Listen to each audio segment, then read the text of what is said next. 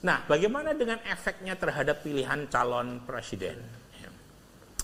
Jadi Pak Prabowo ketika survei dilakukan tanggal 20 sampai 27 itu elektabilitasnya mencapai 46,7%. Ya. Sementara dengan selisih yang cukup signifikan ada di peringkat kedua yaitu Deddy Mulyadi, Gubernur Jawa Barat. Ya. Itu mendapatkan perolehan 18,4%. Anies Baswedan 9%, Gibran Rakabuming Raka 4,8%, AHY 3,9%, Ganjar Pranowo 3,7%, dan ada nama baru, ya, Purbaya Yudi Sadewa. Ya. Ini meskipun waktu kita survei beliau relatif baru menjadi menteri, ya, khususnya Menteri Keuangan, namanya mulai menyelinap, ya, di balik memori publik, ya. Jadi ada 1,5% dari total 25 nama yang kita uji dalam simulasi semi terbuka yang menyebut nama Purbaya Yudi Sadewa. Ya. Nah, kemudian ada juga nama baru, Sherly Chowanda. Nah, ini gubernur idolanya Mas Hendro dari Maluku Utara. Ya. Sherly Chowanda Laos, ya. Ini bintang dari timur, ya. Gubernur Maluku Utara, ya. Menarik ini, dia ada di peringkat 8, ya, 8 nama tertinggi, ya. Satu-satunya perempuan dari top 8, ya, capres idola publik, ya. Jadi 1,1%. Di bawahnya Gubernur Jawa Timur 0,5%, ya. Nama-nama yang lain kita uji ada Gubernur Jakarta, ada ketua-ketua partai, kita masukkan semua, ada 25 nama. Mengapa kita masukkan ketua-ketua umum partai plus tokoh-tokoh potensial termasuk kepala daerah? Jangan lupa putusan MK itu menghapus presidensial threshold. Ya. Nah, artinya tidak perlu koalisi buat partai peserta pemilu untuk bisa menominasikan capres dan cawapres. Jadi peluang untuk memunculkan calon sendiri dari partai itu sangat terbuka, maka namanya kita kasih lebih banyak, ya. Nah, ini lagi-lagi silakan dicek, ya. Saya tidak ingin menyita waktu weekend Anda semua, ya. Bisa dicek di situ siapa basis pendukung Pak Prabowo, ya.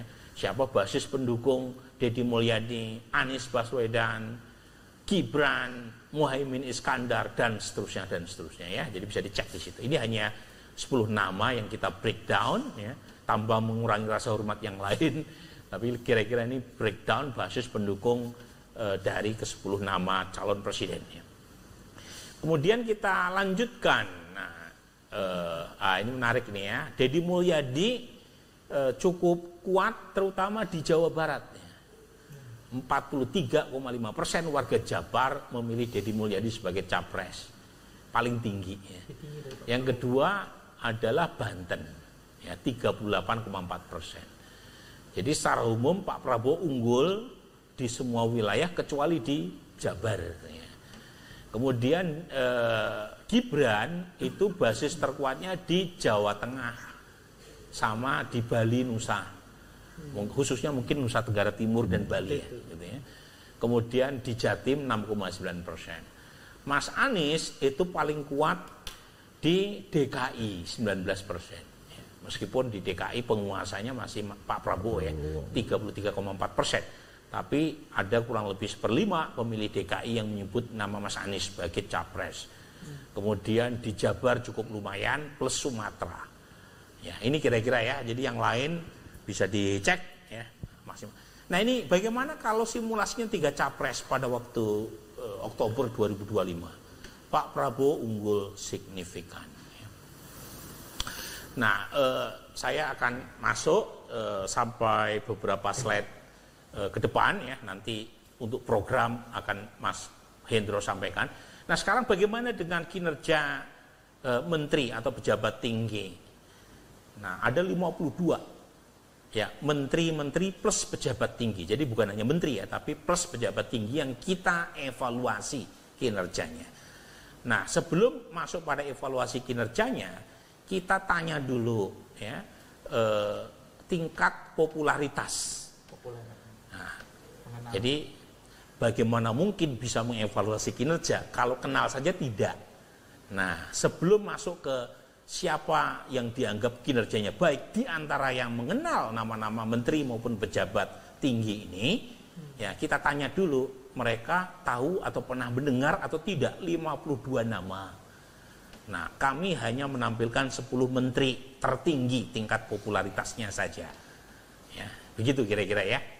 Jadi dari sini ya terlihat bahwa menteri yang paling populer adalah Erick Thohir, Menteri Pemuda dan Olahraga. Itu 63,6% responden mengatakan tahu atau pernah mendengar nama Erick Thohir. Yang kedua adalah AHY, 60,3%. Menteri atau pejabat tinggi, ya, Pak Teddy ini kategorinya pejabat tinggi ya, sekretaris kabinet, ya, itu menempati peringkat ketiga, ya, menteri atau pejabat tinggi paling populer. Ya, Pak Teddy cukup menghentak, ya, relatif baru, ya, muncul ke publik, tetapi tingkat popularitasnya itu menyodok di peringkat ketiga. Ya, mungkin salah satunya karena berkah Pak Prabowo, ya, karena mendampingi Pak Prabowo di sana sini, ya, termasuk ke luar negeri. Nah, kemudian yang keempat, nah ini mantan cawapres, ya, Abdul Muhaimin Iskandar, itu 44,6% tingkat popularitasnya. Ya. Nomor 5 ini pejabat tinggi, Pak Kapolri, 43% popularitasnya. Nah, kemudian ini ada nama baru, jarang sekali nama baru yang muncul dengan popularitas tinggi, Purbaya, 42,1%. Ya, saya sampaikan kepada Bapak sekalian, ini tidak seperti zaman kita, Mas Hendro. Zaman saya setidaknya, zaman SD itu kenal nama-nama menteri, ya, karena muncul dalam soal ujian. Menteri ini, menteri. Kalau sekarang, saya kira masyarakat banyak yang nggak mengenal, dan betul data kita menunjukkan banyak sekali menteri-menteri Pak Prabowo yang tingkat kedikenalannya 5%, 6%. Ya. Banyak juga soalnya. Banyak, mungkin karena jumlahnya banyak. Jadi susah menghafalkan, ya. Susah menghafalkan. Ya. Nah, kalau dulu kan nama-nama menterinya ada di ruang-ruang kelas. Bikin poster. Kalau Bawono mungkin anak milenial nggak terlalu ngikutin, ya. Kalau kita hafal tuh. Sampai sekarang masih ingat Abdul Ghafur, Harmoko, gitu kan? Rudini. Kalau sekarang coba lihat tuh, ini menteri yang populer 10 nama. Kita tidak menampilkan menteri yang popularitasnya 5%, 6% gitu kan? Yeah. Nah, tetapi ya ini, nah jadi 10 nama ini, ya. Nah, ini Pak Nasaruddin Umar itu ada di peringkat berikutnya, ya. Pak Bahlil populer, ya. Yusril juga relatif populer, dan 10 terbesar tingkat popularitasnya adalah Erlangga Hartarto. Nah, pertanyaannya adalah apakah gitu ya popularitas ini itu berbanding terbalik atau tidak? Ya, maaf ini kebalik ya. Dengan evaluasi kinerjanya, jangan lupa ya, popularitas itu satu hal. Evaluasi positif terhadap kinerja itu soal lain gitu. Jadi kalau popularitas itu berkaitan dengan kognisi, orang aware atau tidak aware dengan menteri atau pejabat tinggi, sementara kalau kinerja itu berkaitan dengan afeksi sekaligus assessment, ya.